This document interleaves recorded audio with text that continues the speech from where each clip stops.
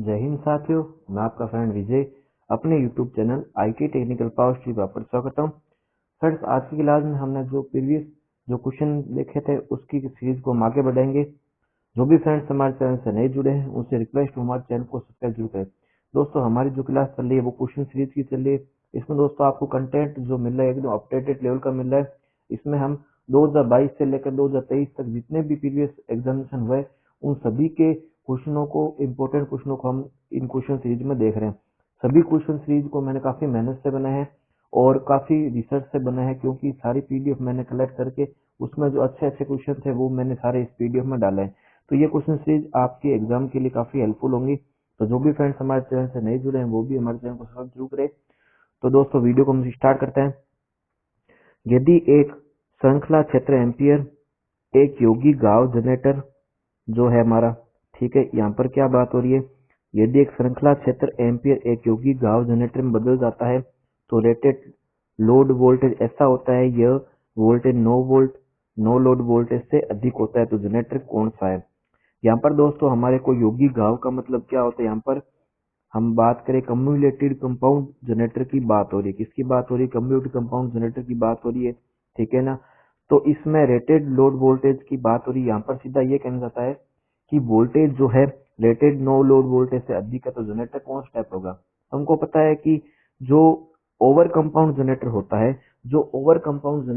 है उसकी वोल्टेज की अगर हम बात करें, तो उसमें क्या होती है, टर्मिनल वोल्टेज क्या होती है, बढ़ जाती है। बढ़ाने पर क्या होती है, बढ़ जाती है। तो ये दोस्तों क्वेश्चन पूछा गया था यूपीएमआरसी जेई में पूछा गया था, तो यूपी मेट्रो एग्जाम में। तो इसका आंसर दोस्तों क्या होना चाहिए, ओवर कंपाउंड। इसकी करेक्ट आंसर क्या होगा दोस्तों, इसका आंसर की अगर बात करें ओवर कंपाउंड, इसका एकदम करेक्ट आंसर हो। क्या होगा इसका दोस्तों, ओवर कंपाउंड जनरेटर इसकी करेक्ट आंसर। उम्मीद दोस्तों आपको समझ में आएगा।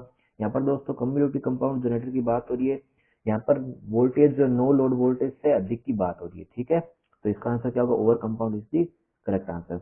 अब दोस्तों हम अगले क्वेश्चन की तरफ बढ़ते हैं। क्वेश्चन 179, 3 वाट मीटर विधि के कथनों के संबंध में निम्नलिखित में से कौन सा कथन सत्य है। यहाँ पर दोस्तों हमारे को 3 वाट मीटर विधि के बारे में पूछा गया है। 3 वाट मीटर विधि में इनमें से कौन सा कथन सत्य है, तो ये हमको पूछा गया है।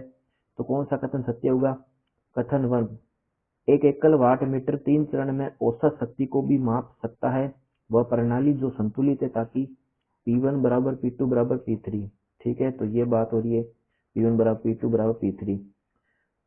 3 वाट मीटर विधि बिजली माप के लिए उपयुक्त है जहां पर 3 फेज में शक्ति माप के लिए उपयुक्त चरण प्रणाली जहां पावर फैक्टर लगातार बदला है। तो 3 वाट मीटर जो विधि उसके संबंध में कौन सा करेक्ट स्टेटमेंट होगा, ये हमको पूछा गया क्वेश्चन में। तो इस क्वेश्चन को कैसे करा जाए, यहाँ पर 2 तरह कथन दिए गए हैं। आजकल इस तरह क्वेश्चन काफी रिपीट होता है। इसमें आपको क्वेश्चनों को पहले आपको एक विधि के बारे में पूछा जाएगा उसके संबंध में, या फिर ऐसा हो सकता है कि क्वेश्चन हमको दे दिया उसके संबंध में आपको 2 तरह कथन दिए होते हैं, उसमें से कोई एक सत्य पहचानना होता है। इसलिए क्वेश्चन काफी पूछ जाता है। तो एक एकल वाट मीटर विधि में 3 चरण शक्ति यानी कि 3 फेज औसत जो शक्ति होती है, 3 फेज में एवरेज जो पावर होती है उसको मेजरमेंट कर सकता है एकल वाट मीटर विधि में। तो वो संतुलित है ताकि P1 बराबर P2 बराबर P3। तो ये कथन की अगर बात करें तो ये करेक्ट नहीं है, ठीक है। ये जो कथन की बात करें तो ये कथन क्या करेक्ट है, ये कथन करेक्ट है, ये कथन एकदम करेक्ट है, ठीक है। 3 चरण विधि में P1 बराबर P2 बराबर P3 ये तीनों करेक्ट होते हैं। अगर बात करें कथन नंबर 2 की 3 वाट मीटर विधि बिजली माप के लिए उपयुक्त है जहां पर 3 फेज में शक्ति माप के लिए उपयुक्त चरण प्रणाली जहां पावर फैक्टर लगातार बदला है। अगर लगातार पावर फैक्टर की बात हो रही है 3 वाट मीटर विधि उपयुक्त नहीं रहती है दोस्तों, ठीक है। तो इसको आपको ध्यान रखना है। 3 वाट मीटर विधि है, इसमें उपयुक्त रहती है क्योंकि 3 वाट मीटर विधि में जहां पर बात हो रही है पावर फैक्टर जहां पर चेंज हो रहा है तो वहां पर भी हम लगा सकते हैं, इसमें कोई परेशानी नहीं है, ठीक है। तो इसका आंसर की बात करें तो ऑप्शन नंबर 2 इसकी करेक्ट आंसर। सत्य सत्य दोनों ही सत्य होंगे करेक्ट इस टाइम में, क्योंकि यहाँ पर एवरेज शक्ति को माप सकते हैं एकल वाट मीटर विधि में 3 फेज में, ठीक है। यहाँ पर प्रणाली संतुलित है P1 P2 बराबर P3 ये कथन एकदम सही है। उसके अलावा 3 वाट मीटर विधि जहाँ बिजली माप के लिए उपयुक्त है जहाँ पर 3 फेज में शक्ति में उपयुक्त चरण पर जहाँ पावर फैक्टर लगातार बदला है। यानी कहने का मतलब जहाँ पर पावर फैक्टर लगातार बदल रहा है और प्रणाली में अगर बात करें कि 3 फेज में शक्ति माप के लिए उपयुक्त है तो पावर फैक्टर नियंत्रण बदल रहा है, तो ये दोनों स्टेटमेंट जो एकदम सही है। अब दोस्तों अगले क्वेश्चन पे बढ़ते हैं। क्वेश्चन नंबर 190, वितरित एसी वाइंडिंग के उदाहरण की बात करिए दोस्तों। बीएसएफ जेई में पूछा गया था क्वेश्चन, ठीक है। बीएसएफ जेई में क्वेश्चन ये पूछा गया था। इस क्वेश्चन कैसे करें, वितरित एसी वाइंडिंग की बात हो रही है दोस्तों। वितरित एसी का मतलब क्या होता है, डिस्ट्रीब्यूटेड वाइंडिंग होती है। क्या होती है दोस्तों, डिस्ट्रीब्यूटेड वाइंडिंग की बात हो रही है। किसकी बात हो दोस्तों, डिस्ट्रीब्यूटेड वाइंडिंग की बात हो रही है। तो मुख्य बोर सिंक्रोनस मशीनों के लिए फाइल की गई वाइंडिंग, ट्रांसफार्मर की प्राथमिक और द्वितीयक वाइंडिंग, इंडक्शन मोटर के स्टेटर और रोटर, और डीसी मशीन। तो यहाँ पर दोस्तों, यहाँ पर डिस्ट्रीब्यूटेड एसी वाइंडिंग की बात हो रही है। किसकी बात हो रही है दोस्तों, डिस्ट्रीब्यूटेड एसी वाइंडिंग की बात हो रही है। तो डिस्ट्रीब्यूटेड एसी वाइंडिंग की अगर बात करें तो किसके लिए प्रयुक्त होती है, यहाँ पर वितरित एसी वाइंडिंग की बात हो रही है तो इंडक्शन मोटर के स्टेटर रोटर पर होगी। किस पे होगी, इंडक्शन मोटर के जो स्टेटर रोटर होती है उसके ऊपर हम क्या करते हैं, डिस्ट्रीब्यूटेड वाइंडिंग करते हैं। वितरित का मतलब क्या होता है, डिस्ट्रीब्यूटेड एसी वाइंडिंग होती है। ठीक है दोस्तों, इसका answer option number 3 is correct. अब दोस्तों हम अगले क्वेश्चन पे बढ़ते हैं।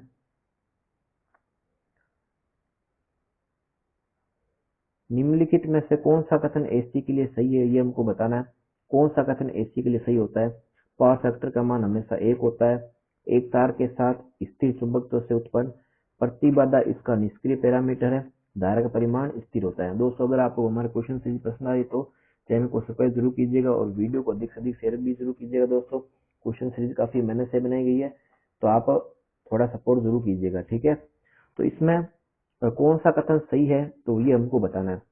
तो प्रतिबाधा जो होता है इसका निष्क्रिय पैरामीटर होता है, तो ये आपको ध्यान रखना है। एसी के लिए पावर फैक्टर की बात करें तो पावर फैक्टर जो है एक कभी नहीं होता, ठीक है। 0 और 1 के बीच में होता है। पावर फैक्टर जो होता है 0 और 1 के बीच में चलता है, एक तार से नहीं पैदा होती एसी कभी भी। प्रतिबाधा जो होता है इसका निष्क्रिय पैरामीटर होता है, ठीक है। धारा परिमाण स्थिर नहीं होता एसी में। एसी में धारा परिमाण क्या होता है, हमेशा चेंज होता रहता है। तो ये आपको पता ही है सभी को कि धारा परिमाण हमेशा चेंज होता रहता है। उसके अलावा प्रतिबाधा जो इसका निष्क्रिय पैरामीटर है, तो ये कथन एकदम करेक्ट है। ठीक है दोस्तों, अब हम अगले क्वेश्चन की तरफ बढ़ते हैं। क्वेश्चन नंबर 192, आमतौर पर 400 केवी सब स्टेशनों में एक्सटेंशन के लिए प्रयोग किए जाने वाले चालक कम त्वचा प्रभाव वाले चालकों के, यहाँ पर त्वचा प्रभाव मतलब दोस्तों क्या होता है, स्किन इफेक्ट होता है। क्या होता है दोस्तों, स्किन इफेक्ट होता है। क्या होता है दोस्तों, स्किन इफेक्ट होता है। स्किन इफेक्ट होता है। तो आमतौर पर 400 केवी सब स्टेशन में एक्सटेंशन प्रयोग किए जाने वाले चालक का त्वचा प्रभाव वाले चालकों के प्रकार को क्या कहता है, यानी कि स्किन इफेक्ट की बात हो रही है। तो 400 केवी में जो हम यूज करते हैं, जो चालक का जो साइज होता है उसको हम किस तरह का चालक के नाम से जानते हैं, जहां पर ये स्किन इफेक्ट पाया जाता है। खोखला चालक, स्टैंडर्ड चालक, आयताकार चालक और ठोस चालक। तो किस तरह के चालक तार में ये प्रवृत्ति पाई जाती है, तो इसको हम देख लेते हैं। तो खोखला चालक जो होता है उसमें स्किन इफेक्ट ज्यादा पाया जाता है। खोखला जो चालक होता है उसमें स्किन इफेक्ट पाया जाता है। तो ये इसमें बोल रहा है कि चालक का त्वचा प्रभाव स्किन इफेक्ट वाला चालक के तार, यानी कि स्किन इफेक्ट किसमें पाया जाएगा, तो होलो जो कंडक्टर होता है जो खोखला कंडक्टर होता है उसमें ये पाया जाता है। तो ये दोस्तों बीएसएफ जेई में पूछा गया था क्वेश्चन। अब हम अगले क्वेश्चन पर बढ़ते हैं। क्वेश्चन नंबर 193, एक अर्धचालक युक्ति जो घरेलू सिंगल फेज इंडक्शन मोटर की गति को नियंत्रित करने के लिए उपयोग की जाती कहलाती है। ये दोस्तों इसरो में अभी हाल ही पूछा गया था। एक अर्धचालक युक्ति जो घरेलू सिंगल फेज इंडक्शन मोटर, यानी कि यहाँ पर सेमीकंडक्टर डिवाइस की बात हो रही है, जो सिंगल फेज इंडक्शन मोटर जो होती है उसकी स्पीड को कंट्रोल करती है, तो उसके लिए किसका यूज करते हैं हम, STR triad power transistor MOSFET. तो किस तरह की जो होती है हम बात करें सेमीकंडक्टर डिवाइस होती है, उसका यूज हम स्पीड को कंट्रोल करने के लिए करते हैं। तो किसका यूज करते हैं दोस्तों, अगर हम बात करें तो सबसे ज्यादा यूज होता है वो ट्रैक होता है। किसका यूज होता है दोस्तों, ट्रैक का यूज हम ज्यादा करते हैं, ठीक है। ट्रैक का यूज ज्यादा करते हैं किसके लिए, स्पीड को कंट्रोल करने के लिए, सिंगल फेज इंडक्शन मोटर की स्पीड कंट्रोल करने के लिए किसका यूज करते हैं, हम ट्रैक का यूज करते हैं। तो ये आपको ध्यान रखना है। अब हम दोस्तों अगले क्वेश्चन पे बढ़ते हैं, क्वेश्चन नंबर 194 की तरफ। एक सीरीज आरएलसी सर्किट में करंट का मान क्या होगा। सीरीज आरएलसी सर्किट की बात हो रही है दोस्तों, सीरीज आरएलसी सर्किट की बात हो रही है। तो सीरीज आरएलसी सर्किट में करंट का मान अधिकतम होगा। एक सीरीज आरएलसी सर्किट में करंट का मान अधिकतम होगा। कम प्रेरण, कम प्रतिरोध, उच्च धारिता, अनुनादी आवृत्ति। तो ये दोस्तों जो क्रिस जेई है, क्रिस का मतलब ये दोस्तों आपने सुना हो, क्रिस जो है ये रेलवे में के अंतर्गत आती है, ठीक है। क्रिस जो रेलवे की इंफॉर्मेशन सिस्टम के अंतर्गत आता है, तो उसमें ये क्वेश्चन पूछा गया था क्रिस जेई। तो इसमें पूछा गया था कि सीरीज आरएलसी सर्किट में करंट का मान अधिकतम होगा कम प्रेरण, कम प्रतिरोध, उच्च धारिता या अनुनादी आवृत्ति। तो दोस्तों इसका आंसर क्या होना चाहिए? इसका आंसर क्या होना चाहिए? अनुनादी आवृत्ति। अनुनादी आवृत्ति जब होगी तो करंट का मान आरएलसी में अधिकतम होगा। कब होगा? जब अनुनादी आवृत्ति होगी तो करंट का मान अधिकतम होगा आरएलसी सर्किट में। तो ये आपको ध्यान रखना है कि सीरीज आरएलसी सर्किट में करंट का मान अधिकतम कब होगा? जब अनुनादी आवृत्ति होगी। अनुनादी आवृत्ति का मतलब क्या होता है? जिस सर्किट में एक्सएल बराबर क्या होता है? एक्ससी के हो जाता है, वो होता है अनुनादी सर्किट। क्या होता है? अनुनादी सर्किट। जिसमें एक्सएल का मान एक्ससी के इक्वल होता है वो होता है अनुनादी सर्किट। और करंट का मान अधिकतम कब होगा? जब अनुनादी आवृत्ति होगी। तो ये आपको ध्यान रखना है। अब दोस्तों अगले क्वेश्चन पे बढ़ते हैं, क्वेश्चन नंबर 195।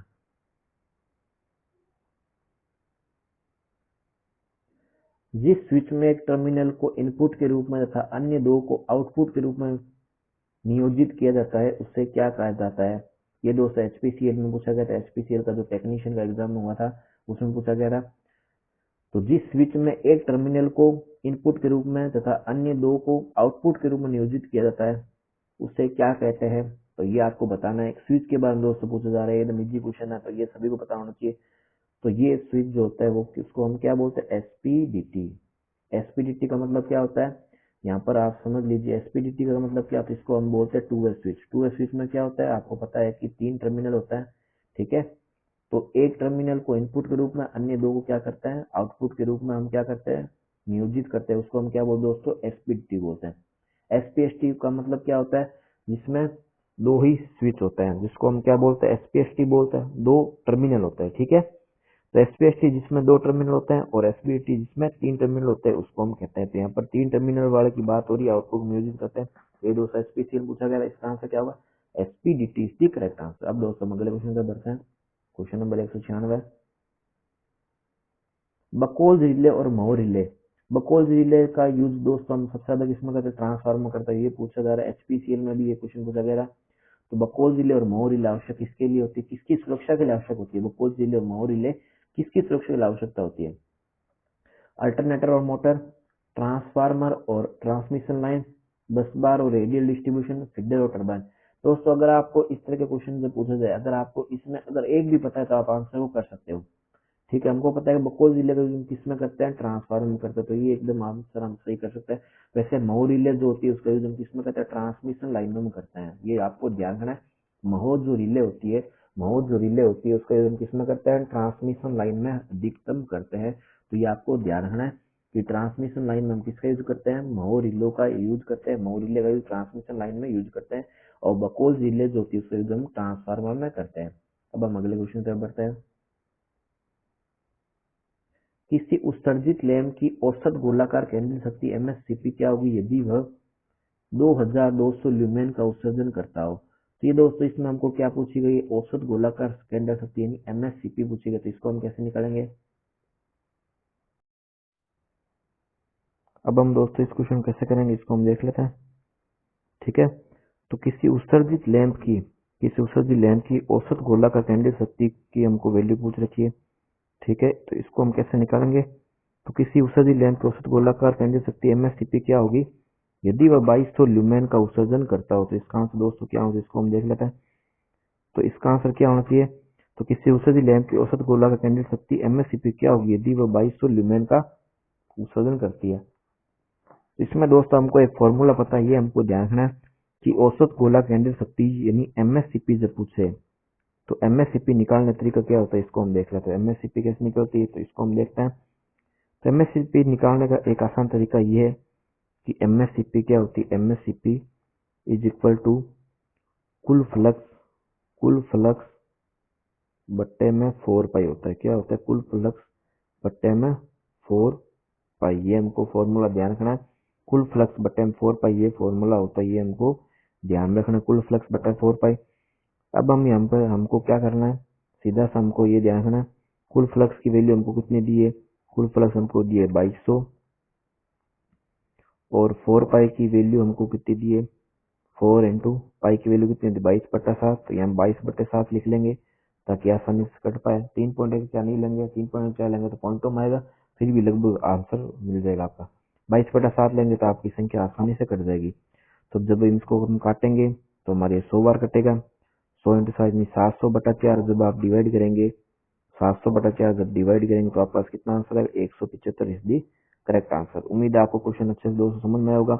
यहाँ पर डायरेक्ट आपको क्या लगाना है, फॉर्मूला लगाना है, MSCP बराबर कुल फ्लक्स बट्टे में 4 पाई, ये आपको ध्यान रखना है। MSCP बराबर कुल फ्लक्स बटा 4 पाई, सीधा आपको फॉर्मूला लगाना है। उसके बाद में आप जब वैल्यू लिखेंगे, कुल फ्लक्स आपको दे रखा है 2200 ल्यूमेन का है, बट्टे में 4 पाई, पाई की वैल्यू 22/7, जब इसको सोल्व करेंगे कितना है हमारे पास 175 इज दी करेक्ट आंसर। अब हम दोस्त अगले क्वेश्चन पे बढ़ते हैं। क्वेश्चन नंबर 198, जब एक डायोड व्युत्क्रम वोल्टेज से अधिक हो जाता है तो यह विफल हो जाता है और यह व्युत्क्रम दिशा में अधिक धारा पारित करता है, तो इससे क्या कहा जाता है। जब एक डायोड व्युत्क्रम वोल्टेज से अधिक हो जाता है और यह विफल हो जाता है, व्युत्क्रम दिशा में अधिक धारा क्या करता है, पारित करता है, इसे क्या कहा जाता है। तो ये हमको दोस्तों पूछा जाता है। यहाँ पर व्युत्क्रम वोल्टेज से यानी इसकी बात हो रही है, रिवर्स वोल्टेज की बात हो रही है। किसकी बात हो रही है, रिवर्स वोल्टेज की बात हो रही है। जब हम डायोड को विपरीत दिशा में अधिक वोल्टेज से ऑपरेट करते हैं तो डायोड क्या होता है, जो होती है उसकी बात करें तो यह क्या होता है, फेल हो जाता है, क्योंकि डायोड हमेशा एक डीसी होता है। जब एक निश्चित दिशा से ज्यादा रिवर्स में जब हम धारा डायोड में प्रवाहित करते हैं तो वो उसमें क्या होता है, उसका ब्रेकडाउन हो जाता है, ठीक है। और ये व्युत्क्रम दिशा में भी क्या करना होता है, धारा को परिचालित करना होता है। तो ये दोस्तों क्वेश्चन पूछा गया था PGCL में। तो इससे क्या कहा जाता है, गति का वर्धन, अवरोधन, चालन या भंजन। तो ये हमको पूछा है, इसका आंसर क्या होता है दोस्तों, भंजन।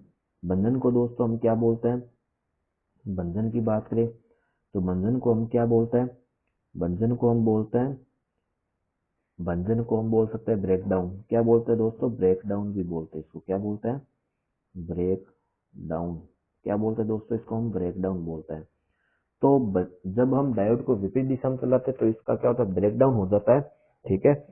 इसी को हम PIV भी बोलते हैं कि एक निश्चित सीमा से जब ज्यादा हम धारा प्रवाहित कर देते हैं तो इसमें रिवर्स दिशा में भी डायोड में धारा प्रवाहित होना शुरू हो जाती है। इसी को हम क्या बोलते हैं, भंजन बोलते हैं। इसी को हम ब्रेकडाउन भी बोलते हैं। अब हम अगले क्वेश्चन पे बढ़ते हैं, क्वेश्चन नंबर 199 की तरफ। निम्न में से किस मोटर का प्रयोग अपरूपण, शियर और प्रेस के लिए किया जाता है। निम्न में से किस मोटर का प्रयोग किस में करते हैं, अपरूपण और प्रेस यानी कि शियर एंड प्रेस में करते हैं, किस मोटर करता है। तो ये दोस्त SSJ में क्वेश्चन पूछा गया था। DC series motor, DC compound motor, stepper motor और DC शंट मोटर। तो देखिए दोस्तों, आपको हमारे सारे अपडेटेड क्वेश्चन मिल रहे हैं और सारे 2022-23 तक के क्वेश्चन मिल रहे हैं। अगर दोस्तों आपको क्वेश्चन सही पसंद आ रही है तो वीडियो को लाइक जरूर कीजिए और वीडियो को अधिक से अधिक शेयर भी कीजिए। चैनल पर नए, चैनल को सब्सक्राइब भी जरूर कीजिएगा। तो किस मोटर का प्रयोग हम अपरूपण यानी शियर और प्रेस के लिए कर रहे हैं, तो DC सीरीज का कर रहे हैं, DC कंपाउंड करते हैं, स्टेपर करते हैं या शंट का करते हैं। तो हमको पता है कि शियर एंड प्रेस के लिए हम प्रयुक्त जो मोटर होती है ये कौन सी होती है, DC कंपाउंड मोटर होती है। ये आपको ध्यान रखना है। शियर और प्रेस यानी कि अपरूपण और प्रेस के लिए हम DC कंपाउंड मोटर का यूज करते हैं, तो ये आपको ध्यान रखना है। अब हम अगले क्वेश्चन पे बढ़ते हैं, क्वेश्चन नंबर 200। ध्रुव शक्ति, ध्रुव शक्ति को दोस्त हम क्या बोलते हैं, ध्रुव शक्ति को हम बोलते हैं पोलर पावर भी बोल सकते हैं। पोल, ध्रुव को क्या बोलते हैं, पोल, और शक्ति को बोलते हैं पावर। तो ध्रुव शक्ति के बारे में क्या कहता है, ये दोस्तों पूछा गया NHPC में। तो प्रवाह का घनत्व, चुंबकीय क्षमता, प्रारूप या चुंबकीय लक्षण। तो ध्रुव शक्ति को हम क्या बोलते हैं, एक तरीके से बोला जाए ध्रुव शक्ति को हम क्या बोल सकते हैं, चुंबकत्व के लक्षण बोल सकते हैं। क्या बोल सकते हैं, चुंबकत्व के लक्षण बोलते हैं। चुंबकत्व का जो मैग्नेटिज्म का जो लक्षण होता है ये हम ध्रुव शक्ति को कहते हैं, ठीक है। तो इसका करेक्ट आंसर क्या होगा, ऑप्शन नंबर 4। अब हम अगले क्वेश्चन पे बढ़ते हैं, क्वेश्चन नंबर 201। 50 हर्ट्ज संचालन पर एक एकल फेज ट्रांसफार्मर में 200 वाट की हिस्टैरिसीस हानि और 100 वाट की भंवर धारा हानि है। 60 हर्ट्ज पर संचालन पर इसकी कोर हानि क्या होगी। ये दोस्तों काफी अच्छा क्वेश्चन है। 50 हर्ट्ज ऑपरेशन पर, अब ये दोस्तों क्वेश्चन देखिए, क्वेश्चन कैसे रिपीट होता है। ये दोस्तों LMRC में पूछा गया था क्वेश्चन, और ये इसरो जो अगर बात करें टेक्निकल असिस्टेंट में भी क्वेश्चन पूछा गया अभी, तो सेम टाइप का क्वेश्चन है। 50 हर्ट्ज संचालन पर एकल फेज ट्रांसफार्मर 200 वाट की हिस्टैरिसीस हानि है और 100 वाट की है भंवरधारा हानि। तो 60 हर्ट्ज संचालन पर इसकी कोर हानि क्या होगी, तो ये हमको ज्ञात करनी है। तो इसको हम कैसे ज्ञात करेंगे कि 60 हर्ट्ज पर कोर हानि कैसे निकालते हैं, तो इसको हमको निकालना है। तो 60 हर्ट्ज पर कोर हानि की बात करें तो कैसे निकलेगी।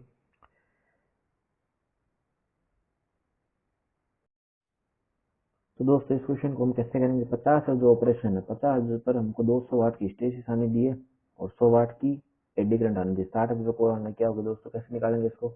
हमको पता है कि दोस्तों WH जो होता है, हिस्टैरिसीस जो हानि होती है वो किसके समानुपात में होती है, हमको पता है कि WH जो फ्रीक्वेंसी जो हिस्टैरिसीस हानि होती है वो फ्रीक्वेंसी के, सीधी हम बात करें फ्रीक्वेंसी की सीधा समानुपाती होती है। हिस्टैरिसीस जो हानि होती है वो सीधी समानुपाती क्या होती है, फ्रीक्वेंसी को होती है। और अगर हम बात करें एडी करंट की तो फ्रीक्वेंसी के वर्ग के समानुपात में होती है। ठीक है, फ्रीक्वेंसी के वर्ग के समानुपात में होती है। तो इसको हम कैसे करेंगे, हमको पता है कि हिस्टैरिसीस जो लॉस होता है, हिस्टैरिसीस जो लॉस होता है, ठीक है, तो हमको पता है WH समानुपाती फ्रीक्वेंसी होता है और W एडी करंट जो होता है फ्रीक्वेंसी के वर्ग के समानुपात में होता है। तो इसको हम कैसे निकालेंगे, हमको पता है कि फ्रीक्वेंसी कितनी कितनी दी, हमको पता है कि यहाँ पर हानि एक जो हानि दी कितनी दी, 200 वाट की दी है। ठीक है, 200 वाट की हमको हानि दी है और हमको फ्रीक्वेंसी कितनी का पूछा है, 60 का पूछा है, बट्टे में 50 हर्ज ऑपरेशन, यहाँ पर 60 हर्ज, ऊपर में 50 हर्ज। जब इसको हम सोल्व करेंगे कितना आएगा हमारे पास में, 240 वाट आएगा। कितना आएगा, 240। 50 पर तो दिया हुआ है और 60 पर पूछा है, तो इसलिए हमने 50 को नीचे रखा है और 60 पर पूछा। जिसको आप पूछते हैं उसको ऊपर रखते हैं। ठीक है, ये पता होगा आपको, इसका कितना आएगा 240। सीधा से इसकी कैलकुलेशन ऐसे ही होती है। ठीक है, एकदम इजी मेथड बताया मैंने आपको। उसके अलावा बात करें एडी करंट में, बात करें तो एडी करंट की कितनी है, 100 है। 100 है इंटू में, अब हमको यहाँ पर क्या दिए, 60 पर पूछिए और 50 हमको दे रखी है और 60 पर पूछिए। तो इसको हम कैसे सोल्व करेंगे, काटा ये कितना आएगा, 20 से काटा कितना आएगा हमारे पास में। जब इसको सोल्व कर, इसका हमको क्या करना होता है, यहाँ पर वर्ग भी करना होता है। क्या करना होता है, वर्ग यानी स्क्वायर भी करना होता है, क्योंकि एडी करंट में फ्रीक्वेंसी का वर्ग का समानुपात होता है। तो 100 इंटू 60/50 का स्क्वायर, जिसको हम सोल्व करें कितना आएगा हमारे पास में, 144। जब हम इसको जोड़ें कितना आएगा हमारे पास में, 384 करेक्ट आंसर। इसका 384 एकदम करेक्ट आंसर होगा। अगर दोस्तों आपको समझ में नहीं है, दोबारा इसको एक्सप्लेन कर देता हूँ। देखिए यहाँ पर हमको पता है कि हिस्टैरिसीस जो लॉस होता है, हिस्टैरिसीस जो लॉस होता है वो फ्रीक्वेंसी के सीधा समानुपात में होता है और एडी करंट जो होता है वो सीधा फ्रीक्वेंसी के वर्ग के समानुपात में होता है। अगर पूरे सूत्र की बात करो तो सूत्र आप सभी को पता है, हिस्टैरिसीस लॉस का सूत्र क्या होता है, नीटा BM 1/f डॉट डी होता है। और एडी करंट की बात करें तो BM square F square T square होता है। ठीक है, तो हिस्टैरिसीस लॉस में फ्रीक्वेंसी के सीधा समानुपात में होता है और एडी करंट में फ्रीक्वेंसी के वर्ग के समानुपात में, यानी कि F स्क्वायर के समानुपात में होता है। ठीक है, अब जब हम इसको जब हम सोल्व करते हैं, हमको पता है कि हिस्टैरिसीस लॉस हमको दे रखा है, यहाँ पर क्वेश्चन में कितना दिया है, 200 इंटू फ्रीक्वेंसी की वैल्यू हमको कितनी दे रखी है, यहाँ पर फ्रीक्वेंसी को देखना है। ठीक है, यहाँ पर पूछेगी इस पे 60 पर, जिसको पूछे उसको ऊपर रख देना, सीधा एकदम मेथड सही है। ठीक है, और नीचे 50 में तो दे ही रखा है। जब हम इसको सोल्व कितना आएगा हमारे पास में, अगर सोल्व करें कितना आएगा हमारे पास में, 240। ठीक है, इसमें कोई परेशानी नहीं होनी चाहिए आपको। अब उसकी बार अलग बात करें, अब हमको 100 वाट की एडी करंट दे रखी है तो 100 लिख लेते हैं हम। ठीक है, ध्यान से देखिए, 100 इंटू, अब यहाँ पर फ्रीक्वेंसी का वर्ग होगा, एडी करंट की बात हो रही है, तो एडी करंट की बात हो तो इसको हम क्या कर लेते हैं, यहाँ पर 60 का स्क्वायर हो जाएगा, 60/50। ठीक है, इसका पूरा स्क्वायर हो जाएगा। जब हम इसको सोल्व करेंगे हमारे पास कितना आएगा, 144। आपको पता है टोटल जो हानि होती है एडी करंट, बात करें तो एडी करंट और हिस्टैरिसीस दोनों की हानि जुड़ जाती है। टोटल लॉस की अगर बात करें कितनी होती है, 384। टोटल कोर लॉस कैसे होती है, हिस्टैरिसीस प्लस एडी करंट को जब योग करते हैं तो टोटल लॉस हमारे, तो इसका करेक्ट आंसर दोस्तों क्या होगा, 384 इज दी करेक्ट आंसर। उम्मीद दोस्तों आपको क्वेश्चन अच्छे समझ में आया होगा। ठीक है, एकदम इजी क्वेश्चन है। यहाँ पर हिस्टैरिसीस के वर्ग के फ्रीक्वेंसी के समानुपात में होता है, तो हमने यहाँ पर ले लिया 200 वाट हमको दे रखी हिस्टैरिसीस, जो पूछिए उसको ऊपर रख देंगे और नीचे 50 रख देंगे, जो पूछिए उसको ऊपर रखना है। ठीक है, आपको ये ध्यान रखना है। और एडी करंट में क्या करना है, इसमें इसका वर्ग करना है, फ्रीक्वेंसी के वर्ग में होता है, तो 60 जो पूछा है उसको ऊपर, जो दिया है नीचे रख दो। इसको 50 दिया है, इसको जब हम कैलकुलेटर दोनों को जोड़ लेंगे कितना है, 384 इसकी करेक्ट आंसर। दोस्तों आज की क्लास को यही समाप्त करते हैं, मिलते हैं नेक्स्ट वीडियो में। अगर दोस्तों आपको क्वेश्चन से पसंद आई तो वीडियो को अधिक से अधिक शेयर भी कीजिए और चैनल पर नए चैनल को सब्सक्राइब भी जरूर कीजिएगा। दोस्तों मिलते हैं नेक्स्ट वीडियो में, तब तक के लिए जय हिंद जय भारत।